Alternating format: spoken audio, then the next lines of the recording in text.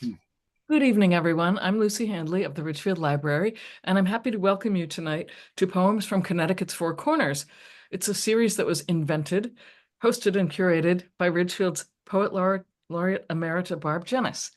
Welcome, Barb.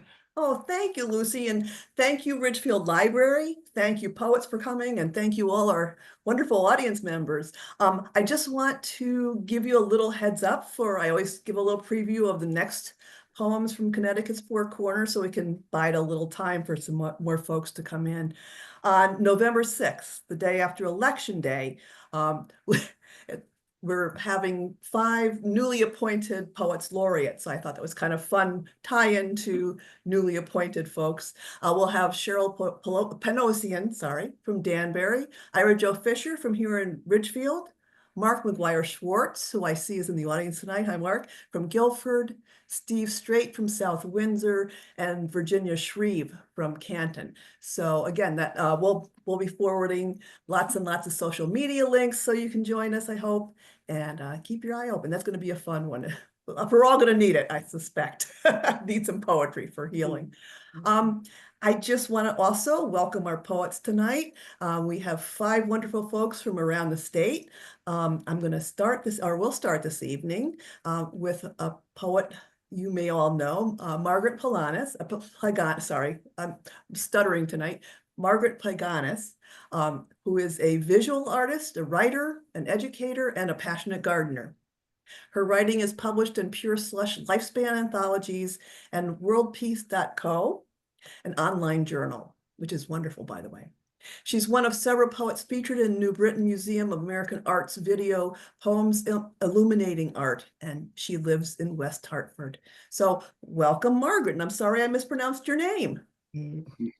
It's a pleasure to be here, and again, thank you for inviting me. I appreciate it.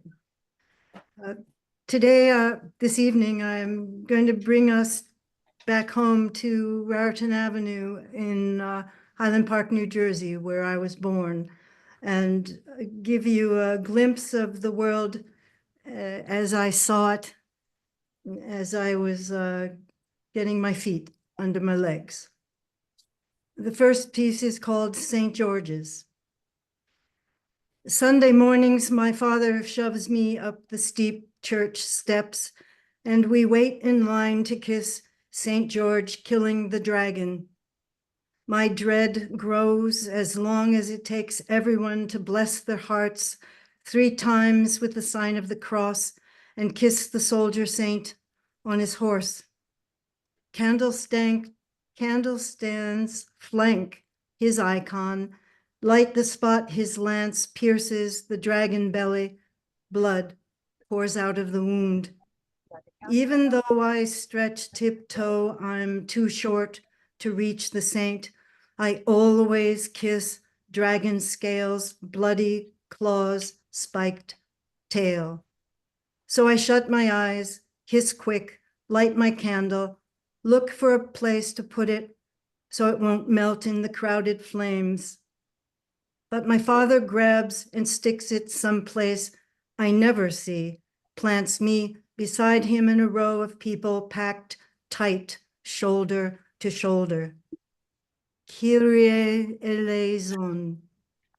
Cantors raise their baritone voices inside the church. Kyrie eleison. I stretch in my chair, hope to see them sing. Kyrie eleison. My father pinches my arm, hisses, sit, yanks me down. Kyrie eleison. I screw into my seat, stare at God's unblinking golden eye painted in a diamond above the altar. Kyrie eleison. Everyone's voices blend with my father's, but I clamp mine shut. I don't know the prayer words. Kyrie eleison. I gaze into frankincense clouds clustered in chandeliers, imagine crystal sprinklers showering the congregation. Kyrie eleison. My father jabs me, hisses, pay attention. I drop my head, stare at my shoes, then gaze up at the Holy Virgin embroidered on a purple gold-fringed banner. Kyrie eleison. She rests her radiant head on a halo, eyes closed flat on her back, hands up like she's praying in her sleep. She's surrounded by saints praying over her. Flames light their foreheads. She doesn't move a muscle. Oh, Margaret. Yes, very nice. I love hanging out with you, Margaret. I do. I really do. We're going to take a turn. We're going to the name day party. I play halfway up the stairs with my cutout magazine pictures, pick a smiling mother and father out of my gold and red cigar box, put them near a baby smiling in a stroller by the wall with a taffy-colored collie. How much is that doggy for sale? A pigtailed girl, 1, 2, buckle my shoe. A tiptoe ballerina and Chinese men and women dancing in the green garden wallpaper. Don't step on a crack, you'll break your mother's back. My mother's voice whines downstairs. I creep to the landing and peer into my parents' dark bedroom. Street light glows on the dressing table mirror, chest of drawers. My father standing over my mother. She's under the bed covers. No, Peter, I can't go. Her wail pulls me to the bed. I put my face on her cheek. I feel tears and sweat. Get up, Ag, it's late, we gotta go. She squinches her face. No, Pete, I can't. Why she's crying, can't go. Why he's mad, I don't know. He bends his mouth to my ear. Get ready, you're going with me. I'm afraid to leave her in the dark. I grip the bench by the side of the bed. She says, don't, Peter, and turns her head away. She doesn't say, let her stay with me. Dad, I don't want to go. The words leak out of my mouth before I can shut it. You want me so you don't have to go by yourself. He screws words on the back of my neck. Move or I'll crown you. I shut my eyes. I'm a washcloth, they ring from two sides. I grab the bench. I don't want to be the only girl without her mother at the name day party. Don't backtalk me. His voice is blue hot like gas flames on the stove. Get out of that chair. My stomach cramps. I know Aunt Pauline and Yaya will be there. They'll ask, what's wrong with Mommy? If I knew, I couldn't tell because I never tell anyone anything ever. I grab the seat with both hands. He yanks my arm, lifts me holding the bench. He slams me down, clamps his fist around my wrist. I hold tight. He twists. I feel my bones too small, his fist too big. He'll twist till my bone breaks. I let go. The bench drops. He shoves me to the door. Wipe that look off your face. Go get ready.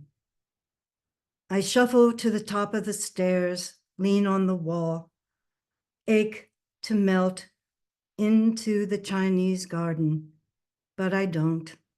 I chew tears, swallow words so I won't cry. A shadow pulls me downstairs so slow.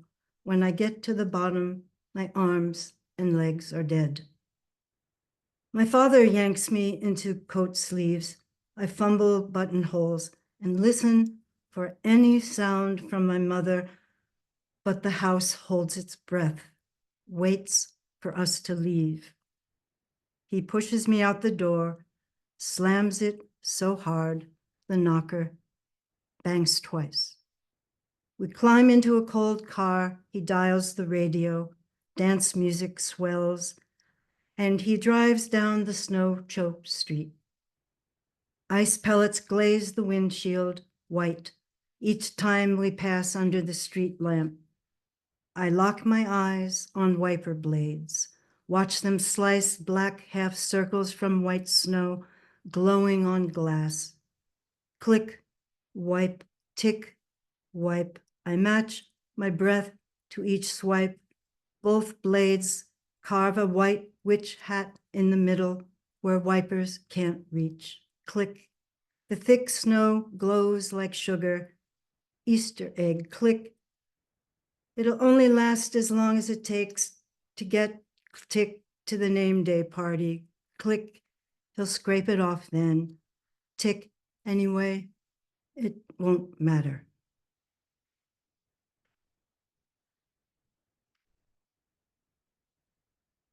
This is plywood and 2x4s. It's for my brothers, Harry and Paul. You were born to scrounge scrap plywood, axles, wheels, nuts, bolts, 2x4s, born to hammer, screw, twist, and wire, born to hang engine blocks from trees, born to make things move. I photographed you when we were kids in our scruffy backyard. You're in the front seat of the go-kart you built from scratch. Pride holds your head still. Your eyes lock on my lens like you trust me to respect your invention, your dignity. You grip a steering rope rigged to baby carriage wheels, brace your back and sneakers on 2x4 struts that support your aerodynamic plywood roof. Today, the old photo I hold in hand looks even sharper, blacker, whiter than the day I shot it. I used to think memories faded. But this black and white print sharpens emotions that emerge now, full focus, full color.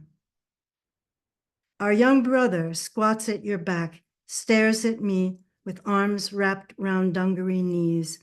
He's poised to jump off and shove your boy-powered hope machine on wheels out of the backyard, scramble out the alley, drag race hope down the street, crash demolition derby hope through chain link fences, haul everyday hope out of our hopeless backyard. Thank you. Thank you. That was wonderful, Margaret. Excellent. I especially like that last one.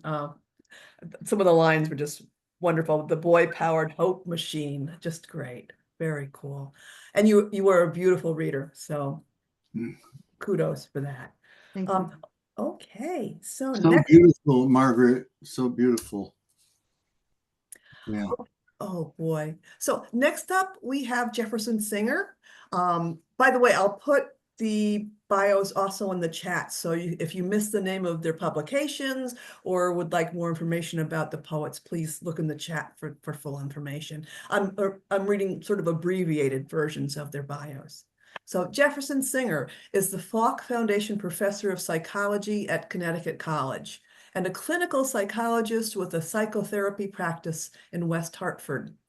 After a long career of publishing articles and books in the fields of personality, psychotherapy, and autobiographical memory, he has increasingly devoted himself to writing poetry and has had poems appear in several journals and anthologies. In Common Things, that's the title, In Common Things, his first book of poetry was released by Shanti Arts Press in September. So welcome, Jefferson. Thank you very much. I'm really glad to be doing this. Thank you to Ridgefield Library and Barb and Lucy. I selected a number of poems tonight to read that are all related to themes about men. And so they fit nicely with Margaret's reading.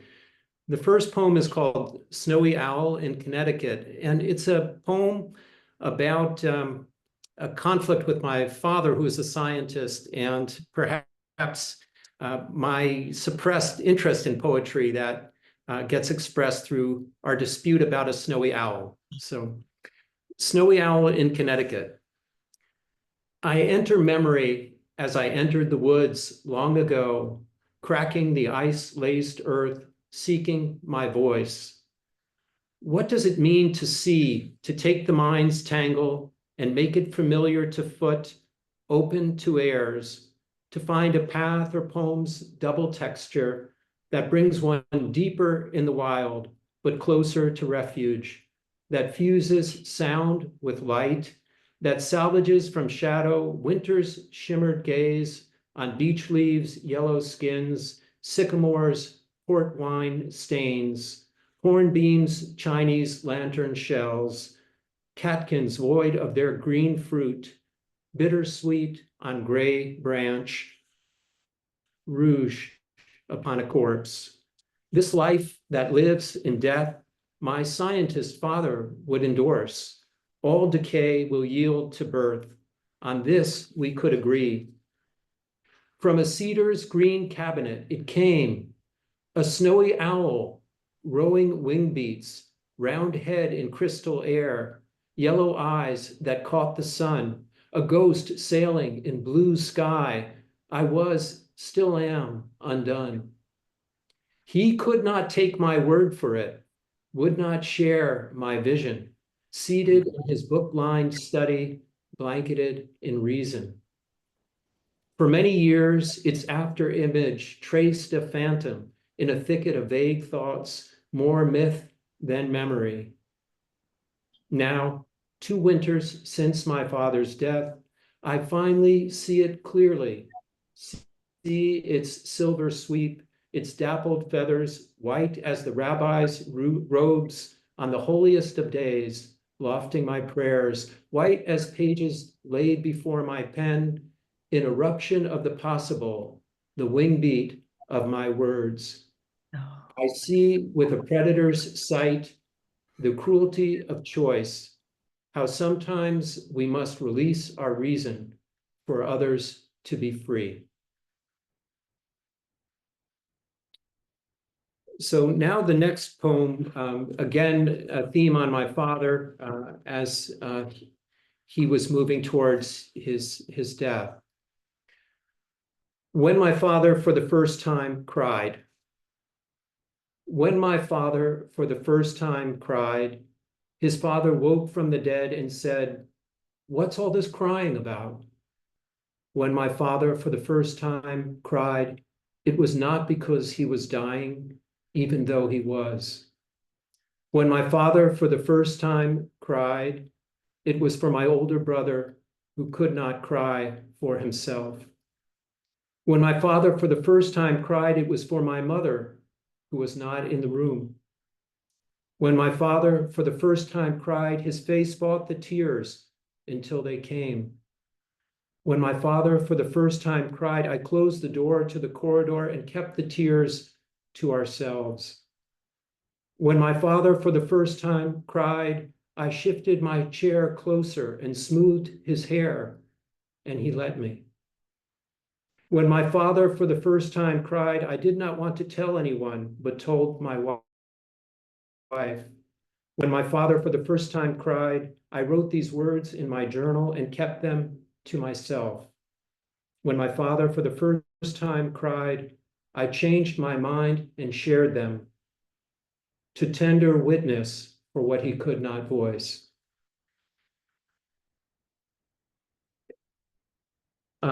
The next poem was written then about a month after his death, and it's called 6 Month Clearing.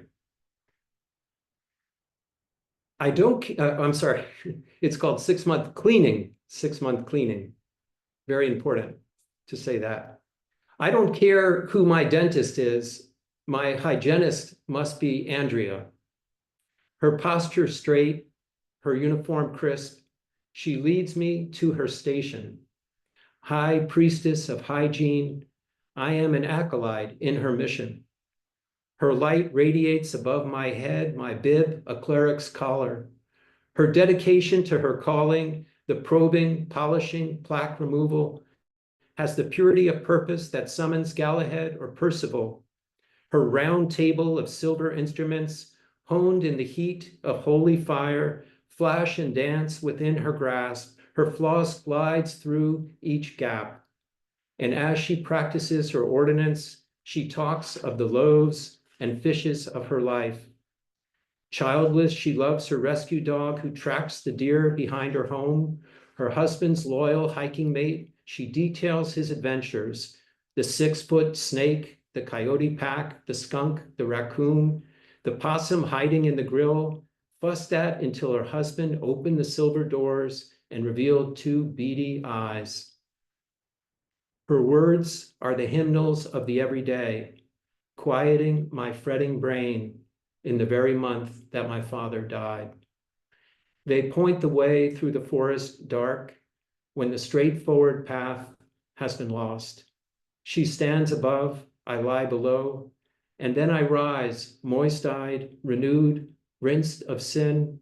She leads me, posture perfect, to the checkout station. Somehow she has turned my grief to gratitude. Now the next 6 months are up to me. So now we're going to move to another aspect of men, where if you have 2 daughters, you might get the chance at some point to have a son-in-law. And so this poem is called Raking Leaves with My Son-in-Law. Neither of us would have been chosen first when sorting out the playground teams, nor been the one to call on for fixing broken screens or clogged up drains. Still, our wives, professional powerhouses, expect us in some retro way to do things that men must do: shovel snow, clean the gutters, rake the leaves. We muff our ears against the blower, then move as if underwater. The blower ripples like a propeller cutting through the thick blue afternoon. I watch your detailed attention to each task, like the scientist you once studied to become, extracting yellow maple leaves from the hydrangea's base, shaking free oak clusters from rhododendron's knotted limbs. I plod about the lawn's deep sea diver, wielding the blower like a divining rod, making signs between us, taking in this pantomime. In this moment, you are as close to a son as I will ever have. And this unspoken synchrony washes over me as diamond-shaped dogwood and tulip-tipped poplar leaves spin in spirals before my machine. At afternoon's end, we look at the lawn's clean carpet and resurface to the street sounds: buzz of cars, mowers drone, children's shouts. We have done nothing more than rake the leaves, but side by side we stand and feel chosen by the gods. And now this next poem is a tribute to the many men like myself who have come to open mics at the latter part of our lives. So it's called Old Men at the Open Mic. Lumbering like elephants, scarred and bent by battle, down the aisle toward the podium they come, in brown corduroy and fleece, work boots from Dick's or Bean's that bump against the saucered bottoms of the microphone stand. They settle their thick hands, glasses on croquis hanging from each ear, reflecting back the light, lowering their white heads, lined jaws, unfolding their voices, crinkled pages. One by one they read. First a fallen friend in war, then a granddaughter's soft pillowed hand in his, crossing Main Street. Another framing first morning sight, a tanager's red dab against mulberry cluster. Last, an August afternoon with his wife, now gone, sailing Napatri Point, sunbeams rippling white canvas. Each, when done, stands slightly stunned, awkwardly finding again their seats, and we, the audience, loving them for the trumpets of their first verse, think of all the silent breakfasts, quiet car rides, the unspoken years when they might have seized the hummingbird's light breeze and sung its praises to their brothers and their sons. Okay, and the last poem I'll read is called Reading. And again, it's about another role that men can play, which is as a grandfather. So this is called Reading. Why did I sit you on my lap to speak from colored squares, squawk and hoot and moo to you? How many times did we end the evening with so many books splayed across the floor, half open, spines reversed, commerce halted in suspended breath, Pompeii on the rug. By morning, wild disarray, aftermath of an invader's attack, wreckage of a pillaged village. Until one afternoon, I caught sight of you, alone in your room, back against the blue hassock, turning slowly a single book's stiff pages.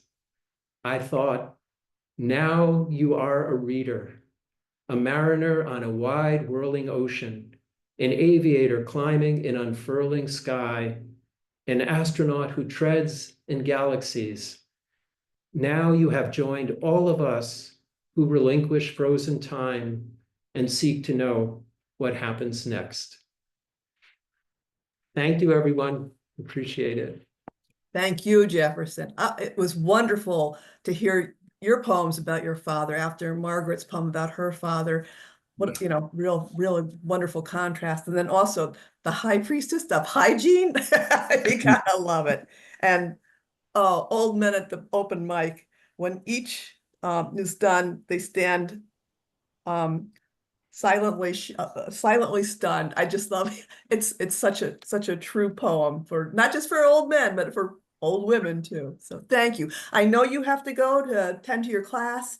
Thank you very much for joining us this evening, and we'll see you soon. Yeah, and let me just say thank you again to everyone. I so appreciate it, and thank you to my fellow poets too. So Jefferson, that was very, very beautiful and poignant, and you got me. That's right. Yeah, you did. It was wonderful. So nice to meet you, man. nice to meet you, Johnny, as well. Take care, everyone. Bye-bye. Bye, Jeff. So also, people in the audience, if you would like to put comments in the chat, that's absolutely fine. Sometimes a lang will really grab you, and if you repeat it in the chat or comment on it in the chat, the poets will get to take a look at it and know they're too busy reading to follow what people are saying, but it's always great after the reading to go back and see what people have said. So feel free to comment in the chat. Okay, so next up we have Marla Sterling. Marla began as an actor and director, and then segued into teaching acting at CW Post, SUNY Purchase, and Westport Playhouse. With degrees from NYU in education and an MFA from Manhattanville College in creative writing, she launched into storytelling. And then after teaching language arts at middle school, she turned to poetry and short fiction. And we're glad she did. Her work has been published in journals and anthologies. So welcome, Marla. Thank you. Thank you. And I'd like to thank Barb and the library again for making this great program available. I'm in awe of being presented with these amazing writers. There's no theme in what I'm doing. I mean, all of my poems are about people and nature. So here we go. This one is called Worms. Left of the garage, the unsunned side, was where the worms wiggled best. Last year's leaves from nearby vines communed in layers, and if you excavated carefully, the worms let you see them all at home. You could count how many snuggled together, admire their juicy skin, follow concentric circles the length of a body to where it bulged and thinned. You giggled not to know front from back. When you raised one gently from the earth, it tickled in your pudgy palm. Was it giggling too? You asked Grandpa, crouching at your side. He advised not kissing it, but the aroma of earth did flow up to the smudge on your nose. The blanket of leaves delicately relayed, you would tiptoe back into dry daylight, holding Grandpa's calloused hand, having made friends for the future.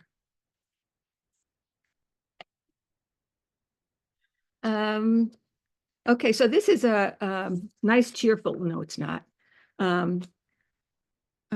As Barb read, I was a teacher, and this is, but not all my life. So I was considerably older when I started teaching.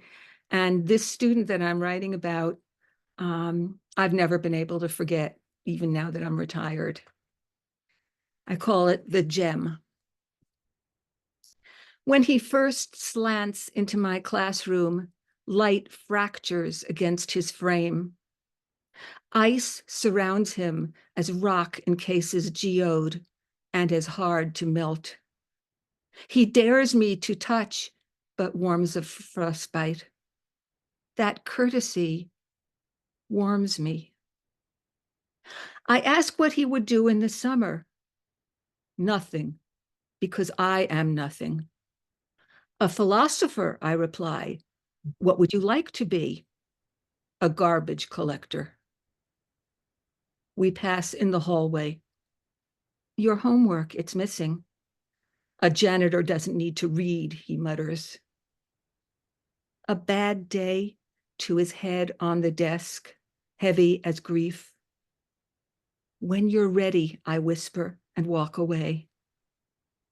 You can't make me, he tells me. I don't want you. I don't want you to. I want you to make me. We both look away. Outside, a robin flies past. It pecks at the frozen bird bath. How do you spell?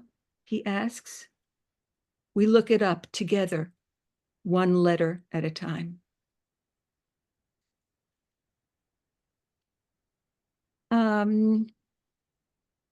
Okay, so here's something that's not about people, about this. It's called Lampshade. From the window, late afternoon, the long sun stretches deep inside the house, sending shadows to cast slanted designs on the worn floorboards. They greet a lampshade, foolishly lit, rendered translucent by a single slim bulb whose unflinching glow rises to gild the finial, descends to splash an oval of white on the patient wall. Beneath the pleated linen, in silhouette, a single flaw, a tiny crack in the shade's lining. Life, reaching, egg-bound, to be free. Okay, so this is a little bit of a journey. I would never know how to categorize it. So if anybody has an idea of what this genre could be called, let me know. I title it Spilled Milk. Promise not to laugh, but today I squirted pickle juice into my nose. It splashed my glasses too, and you must wonder why someone was squeezing pickles, so I will just admit I tested it to see if it was possible to let a pickle spoil. The pickle was so old it had gone bad, which I did not know they could.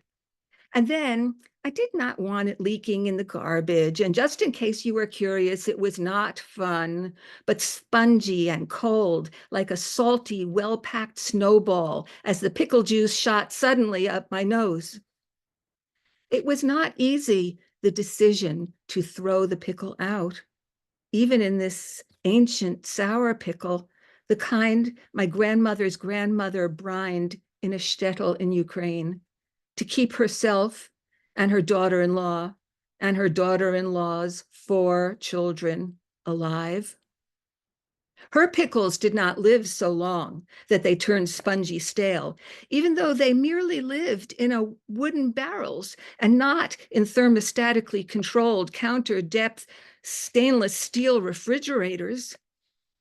My grandmother once got a beating for stealing a pickle because she was starving and she was 5 and she thought nobody would know.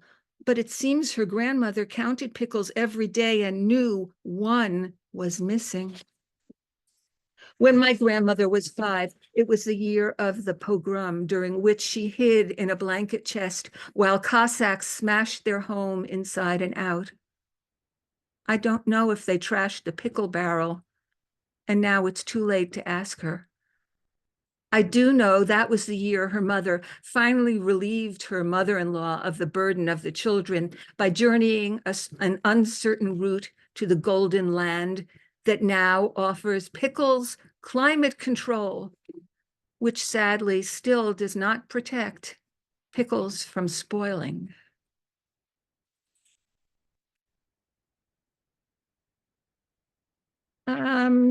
So something a little less morose. I call it advice column, and I can't show it to you completely. I'll hold it up for a second just to show you. This is something I found online one day, and it's a shopping. It's not a shopping list. I don't know what to call it, but it's by Woody Guthrie. And I've used some of his words and the ideas that he throws out there. And here we go for advice column. Do what Woody Guthrie said. Keep hoping machine running and change socks. Know people better, including your sorry self, thorn hurting and bad breath to boot. Grab the Colgate 2 tubes when they're on sale or chew on wild peppermint leaf. The world's got options, like going beach barefoot. Then you don't need no socks. Also, don't get lonesome. There's somebody else needs footwear advice. Wake up and fight. Thanks, Woody.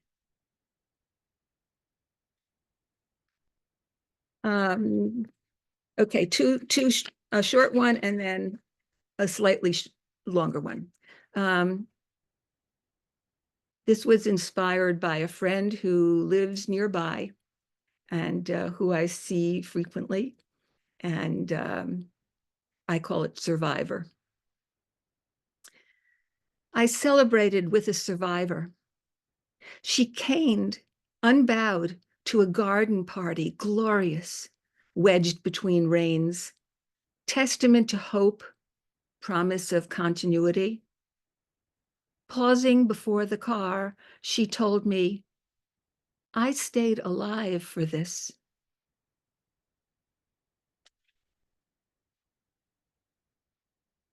Okay, and here we go, my last poem.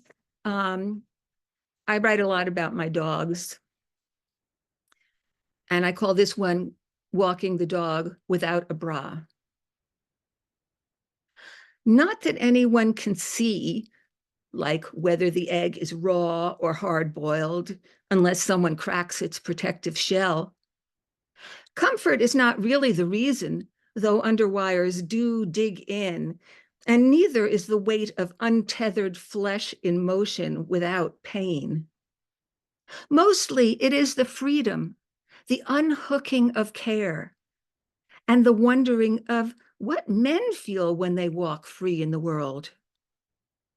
I'm not fully stripped, bounded by a cotton tee and fleece and raincoat, pockets abulge with liege and pooperphernalia, keys and tissues, a regalia of child rearing and caretaking, a burden shared by my kind, today a little less heavy, by one brassiere. Thank you. Oh, wonderful. What a wonderful mixture of different themes and ideas. I loved in the one about worms, the line, the aroma of earth. I had just the other day remembered I saw a woolly bear on the road. Oh, the little caterpillars. Right. And even though I couldn't, I didn't have the jar with me in the moment, I could smell when we used to keep them in the jar, the smell of the woolly bears. So fall definitely has its sensory appeal. Just wonderful fun things. Walking the dog without a bra, I have to admit, it's been done. Anyway, thank you. Thank you so much, Marla. What a pleasure. Thank you, guys. Oh, boy. All righty. So next up, we have John Stanizzi. John, aka Johnny, has authored 15 collections, including 2 recent volumes from Impspired, UK-based publisher. C, one of those 2, is composed of ekphrastic poems, while Feathers and Bones, a hybrid call and response, uses garlands as the calls and guzzles or guzzles as the responses. John's work has appeared in 200 plus journals, including Prairie Schooner and Cortland Review. In 1998, he was named, pardon me, New England Poet of the Year, and his translator, Angela Dambra, I hope I pronounced that correctly, Yeah. translates his poems, and they appear widely in the Italian journals. So please welcome John Stanizzi. Thank you, Barb. Thanks so much, and Lucy as well. It's a long story, so I won't tell it to you. I'm so sorry. I missed my last invitation to come here. I just couldn't do it. It was, but so anyway, here I am. I thought I was thinking about what to read, and I thought I could either go back to older collections, or I have a new book coming out, hopefully by Christmas, I hope. And it's called Entra la notte, which in Italian means night comes. And I'm going to be, I'll be 76 pretty soon. And I remember reading Donald Hall talking about writing as, as he got older. And I'm beginning to feel that sort of writing against the clock a little bit. And so that title alludes to the idea that I am not a kid anymore. So these are all from the new book. I haven't even heard them yet. So the first one is called Switch, and it's about it's about friendship, and however that thing goes, Switch. It begins with an epigraph from Martin Luther King. In the end, we will remember not the words of our enemies, but the silence of our friends. Switch. Butterflies at the fuchsia, hummer at the butterfly bush. Nobody cares whether they get it right or not, nor should they. Clusters of stars tangle to hell, the moon filling its craters with its own pale light. Integrity is such a bitch to find. Supposition is one variety of death. Discarding the truth is another. Why did you tell everyone we were cousins? You liar. I simply let it go because it was what you needed. Had I called you out then, 70 years of what are now contemptible shadows of deceptiveness could have been avoided. One of us is no good. What was that anyway? Were you lonely even with all those brothers and sisters roaming all over your fancy house? Hell, I'm the one that's the only child. No matter. We're both frauds.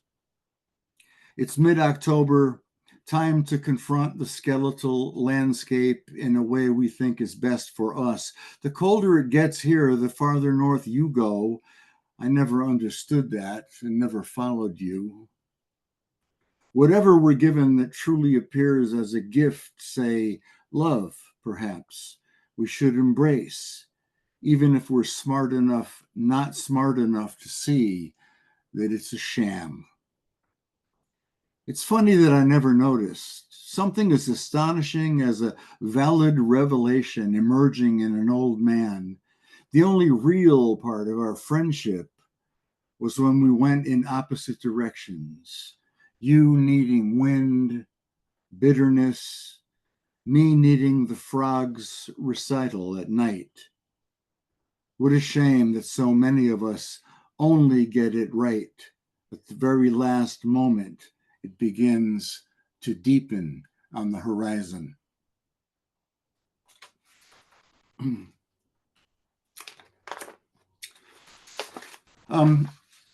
This is called Ward, and many of you know this. You know, a very short time ago, we all lost a dear, dear friend. We lost Rennie McQuilkin, and Rennie and I were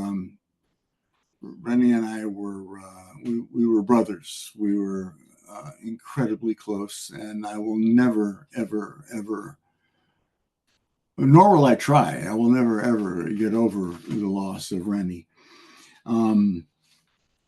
Thanks to his son, Rob, my wife, Carol, and I got to speak to him just hours before we lost him.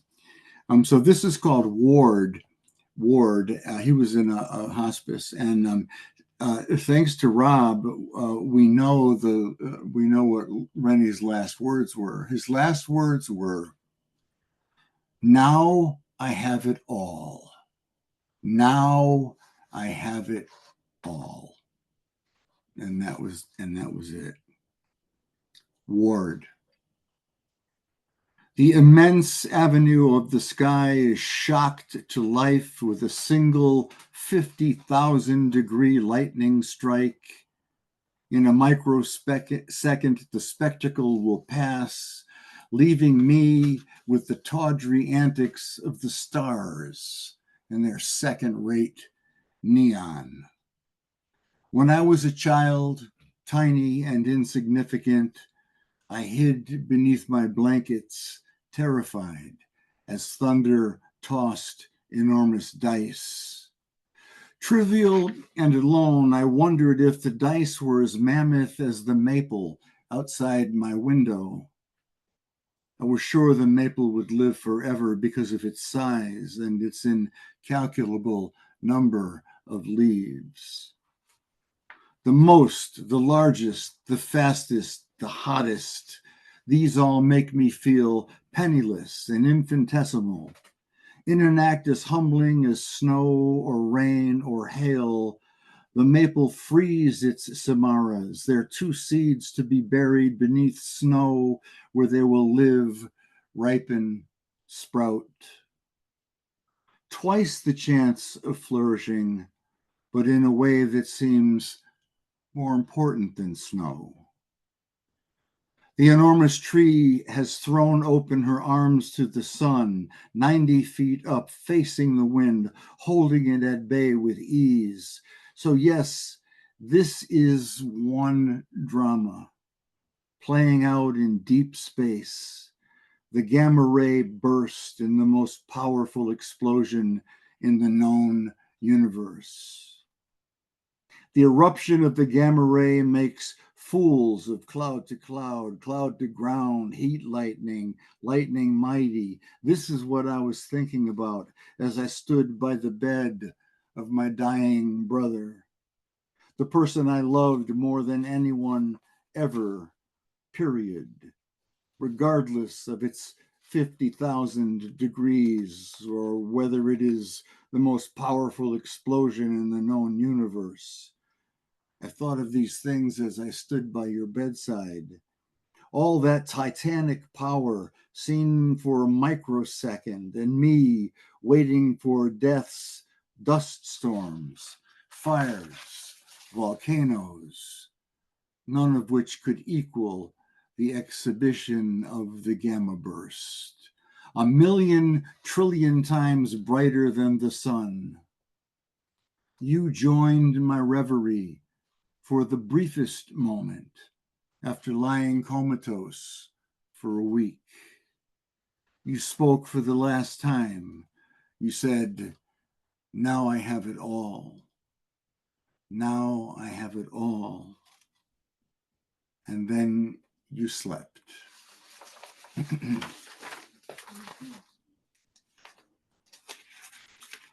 Okay. This is a poem. I was always confused by the phrase "born dead." It seemed, I don't know, counterintuitive to me. So this is a poem called "Nato Morta," which in Italian is "born dead," and it's about a young couple, friends of ours, who lost a child when the baby was 9 days old. And it begins with an epigraph, which is anonymous, but the epigraph is quite fitting. May you always know, my little one, you were wished for, longed for, prayed for, and wanted. Nata morta. Born dead?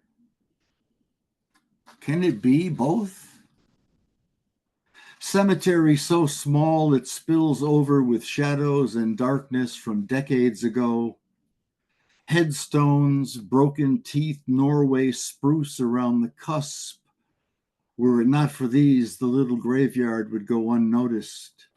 A small ragged field, brown remnants of goldenrod, a dark ground cloud of perpetual dusk. When the service was completed, the mourners made the slow walk back to their cars, steeling themselves for the act of leaving that tiny body behind, where night had begun to film the air with layer after layer of shadow. Soon a line of cars, barely moving, crawled from the grave and onto a narrow gravel road, anguished by potholes. It winds its way out to Old Main Street. The wind lifted events so old one wondered if they actually happened. Incomprehensible, the grief for this child who experienced nothing, knew no one. Consult the Book of Grieving for instructions on how to lament fittingly for a tiny person whose life ended in 9 days. Family and friends had come to console the shattered parents of this child who never was. As soon as the procession made a right turn out of the cemetery onto Old Main Street and toward their homes, a man lit a cigarette. The child took the wrapper off a Jolly Rancher. A woman turned on the radio, all of them leaving behind a casket no bigger than a hope chest. Knowing they will never return, the attendants are haunted, leaving the newborn alone in the aged boneyard, surrounded now by her own kind in the custodial blackness. And one more, and I'll be done. Yeah. This is called Beach, and it's about a couple who went to the beach and had an argument. Things, I don't know what happened to them, but they were not happy with each other. So this is Beach.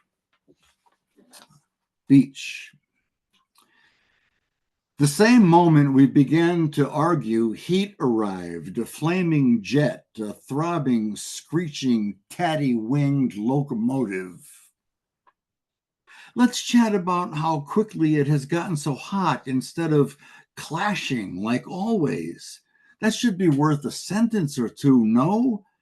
It's really hot, huh?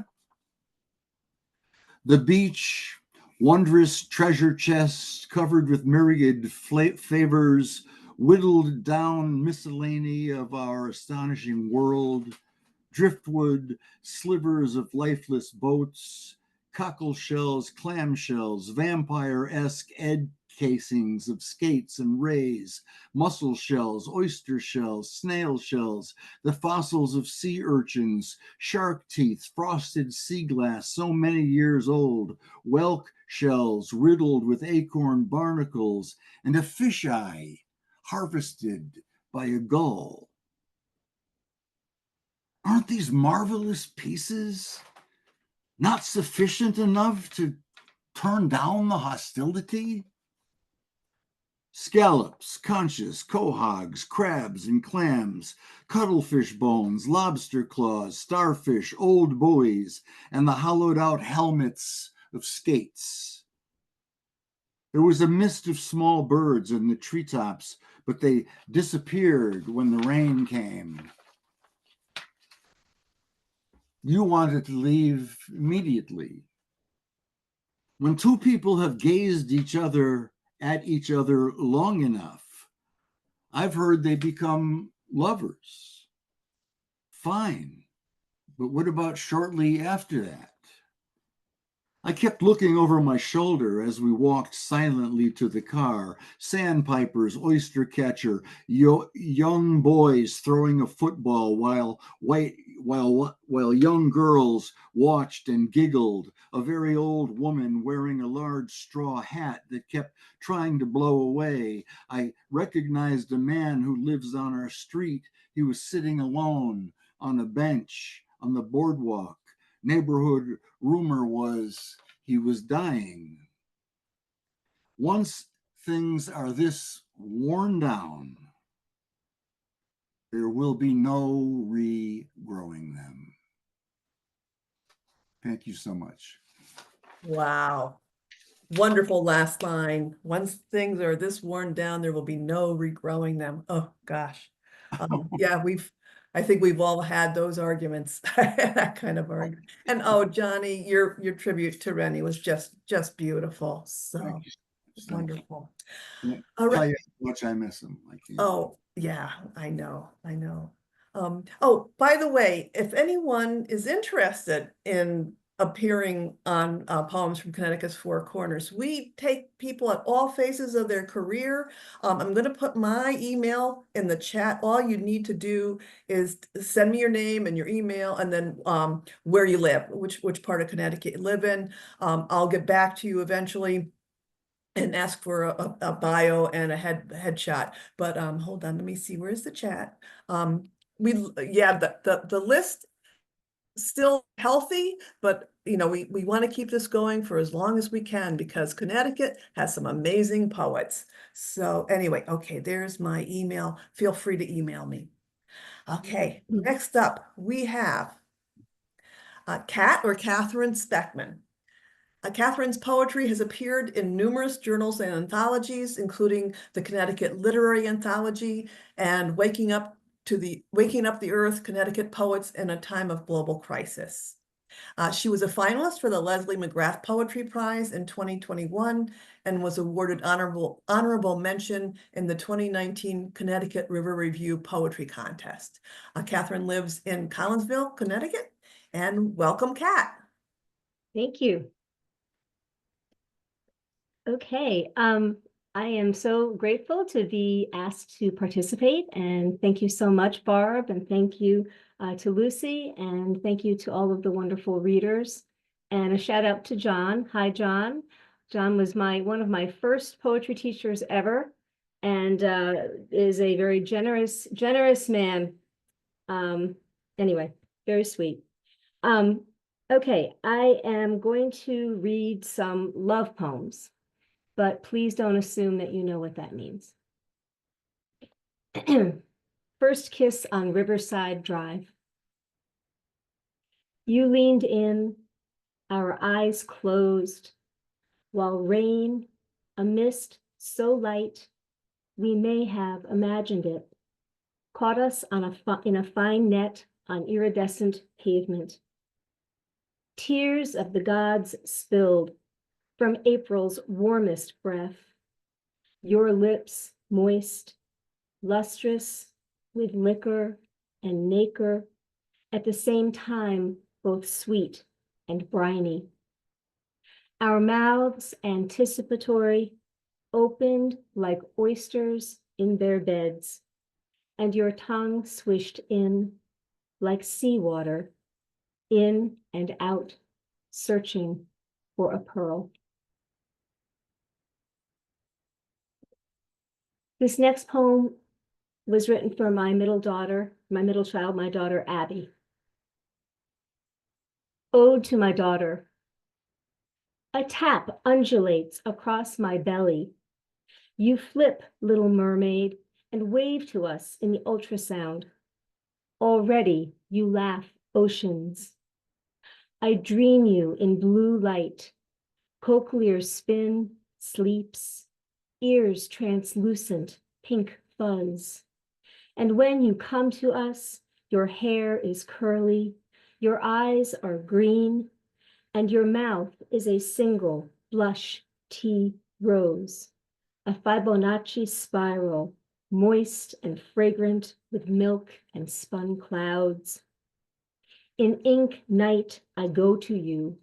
Hush, hover in the hush, bend to brush my cheek to yours.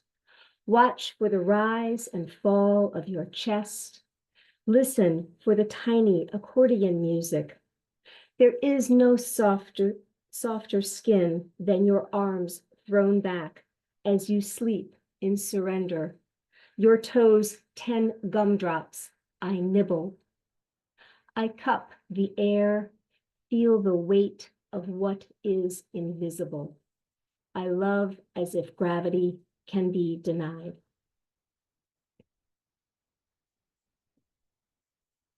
The next poem was written years ago. My son is now 23 and in the workforce, but when he was in middle school, this poem came to fruition on our driveway one day.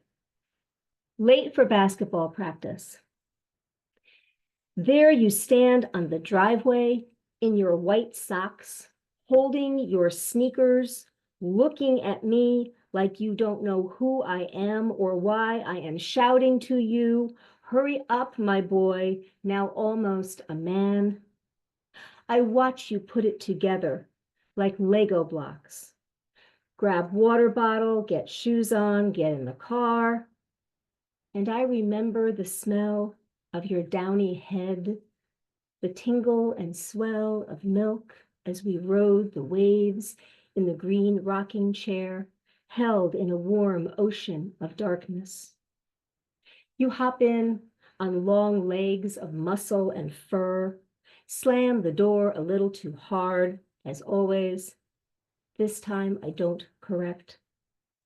You caress the orange globe in your lap. Fingertips read its pebbled surface. Palms slide over black lines of longitude. Your scent is salty and mossy, like seaweed and wet leaves in fall. You have joined a new tribe. Sweat beads on your forehead, whiskers have sprouted on your face, and your jaw sits, sculpted and determined. We drive in silence like passengers on a bus getting off at different stops. The day's last brush strokes sweep, pink and scarlet, orange and gold. Twilight is but moments away.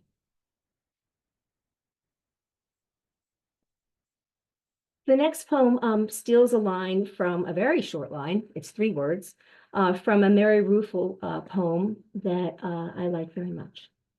And my poem is entitled, Listen. Listen. You have gone to where the grass is tall and feathered with wind, where magenta clover throbs, heavy with bees, where moss tickles your feet as you skip over cool stone and rushing water.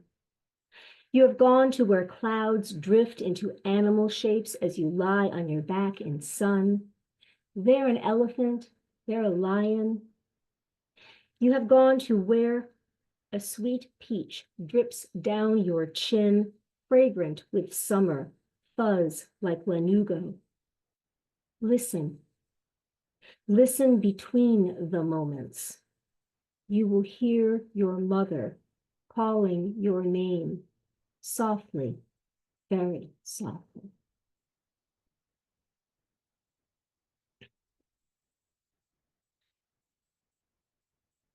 We too like, who said this? We too like Margaret.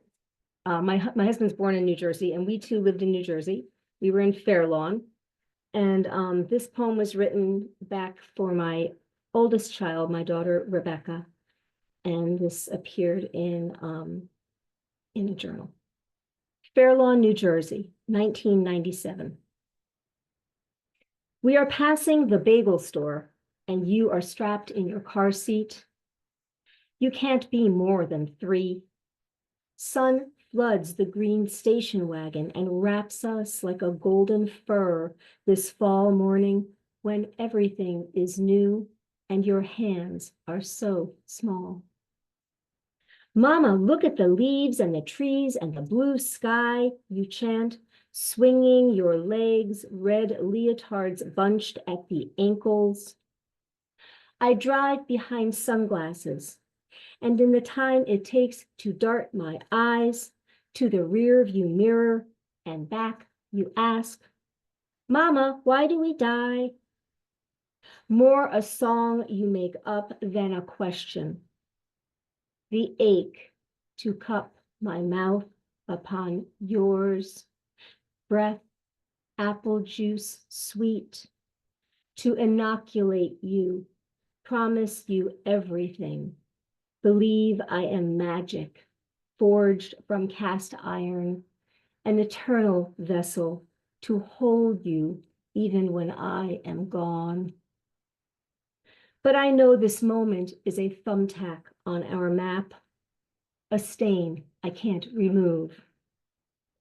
And the illusion of protection is a charade, weightless as it slips through my fingertips like your silky brown hair through a fine tooth comb. A first death. Later, I will feed you lunch in the big yellow kitchen, your tiny fingers wrapped around a peanut butter sandwich.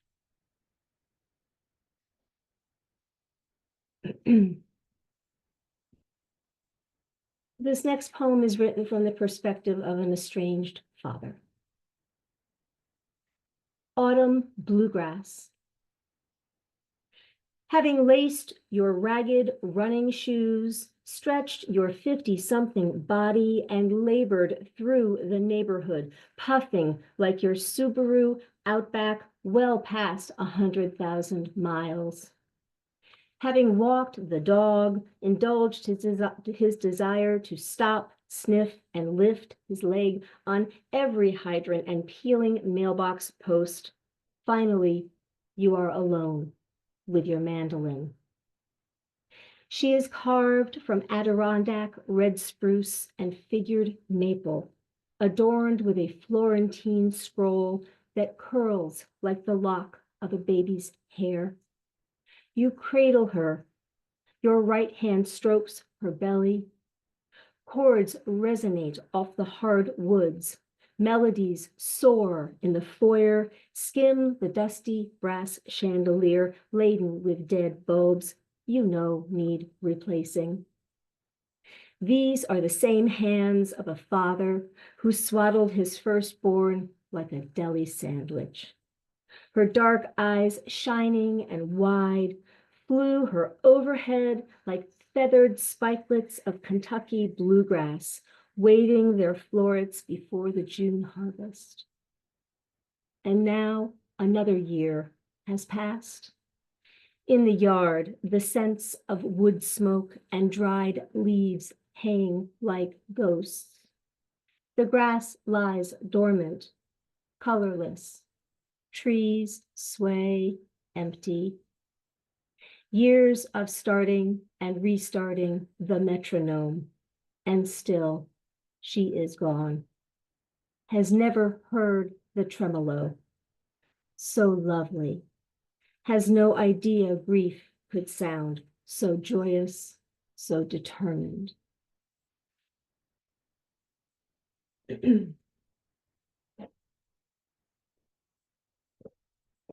Sometimes once in a blue moon, a poem comes out like fully formed and rare, but this one did. December visitation.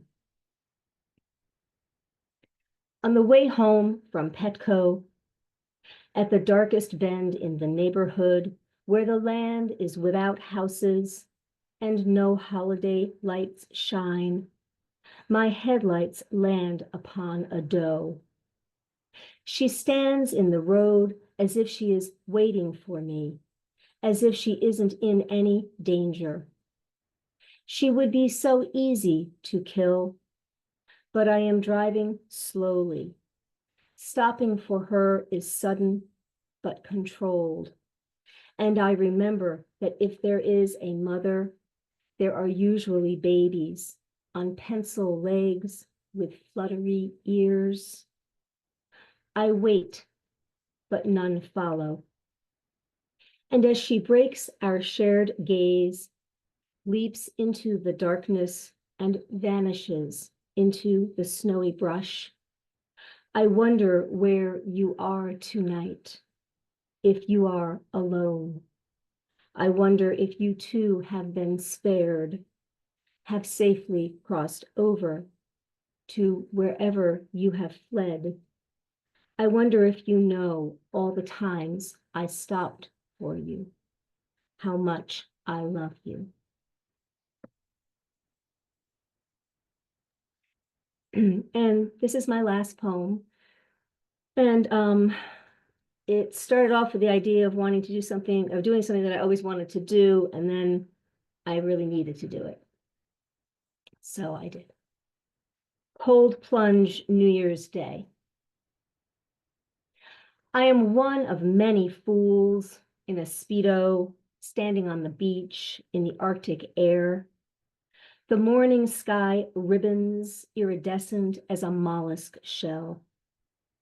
At the whistle, we run, like baby turtles to the sea, run as if into the arms of a lover, as if out of a burning building. No hesitation, I shatter, like my grandmother's butterscotch, like a mirror releasing ghosts. You are dead, so I run. I crave the cold on my bare skin, must submerge the top of my head, withstand the jolt, come out knowing something about being alive. Thank you very much. Thank you, Kat. Wonderful. Wow, this was an incredible evening. Oh, by the way, I love the question, Mama, why do we die? And you're, more a song than a question. How true when a child asks a really probing question. Want to thank you poets, Margaret, Marla, Kat, Johnny, also Jefferson, who had to leave early. Great job, you guys. Welcome everybody, but we will welcome, I hope, everyone next month for our newly appointed Poets Laureate reading on November 7th. Thank you, Lucy. Thank you, Barb. And thank you, everyone. And good night. Good night. Good night. Wonderful night. Well, Kathy, thank you for the lovely words. I appreciate it. Hi, I Jen. do. Very nice to see you. Yeah, you too. Okay, bye, everyone. bye-bye. Goodbye. Good Thank you. night, everyone. Good night. Bye-bye.